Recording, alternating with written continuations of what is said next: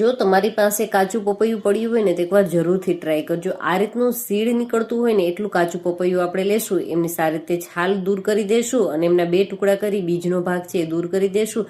હવે મીડિયમ સાઇઝનું ખમણ થતું એમાં આપણે અડધું પપૈયું ખમણી લીધું છે। આ રીતનું ખમણ તૈયાર થઈ ગયા બાદ એક બીટ લેશું, એમાંથી આપણે મીડિયમ સાઇઝનો ટુકડો બીટનો લઈ લેશું। હવે એમને પણ આપણે છાલ દૂર કરી અને આપણે ખમણીની અંદર ખમણી લેવાનું છે। ત્યારબાદ એક મિક્સી જારની અંદર એમને ટ્રાન્સફર કરી 2-3 ચમચી જેટલું એમની અંદર આપણે પાણી ઉમેરી દઈશું અને મિક્સીને સારી રીતે ચલાવી અને આ રીતનું જ્યુસ તૈયાર કરી લેશું। હવે આપણી પાસે રહેલી એક કડાઈની અંદર 1 ટેબલસ્પૂન જેટલું ઘી લઈ લેશું અને પપૈયાવાળું ખમણ છે એમની અંદર લઈ અને એમને આપણે સારી રીતે શેકવાનું છે।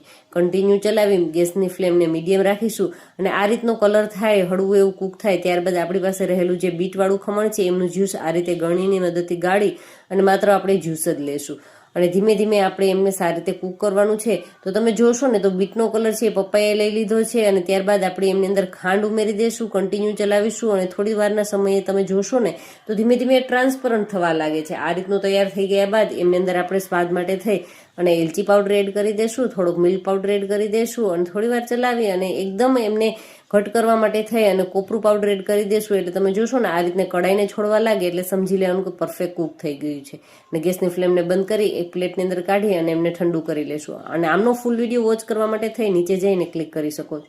આ રીતના લાડુ તૈયાર કરી લેશો એટલે એક યુનિક સ્ટાઇલની આપણી પાસે પપૈયાની મીઠાઈ બની અને તૈયાર છે। Thank you.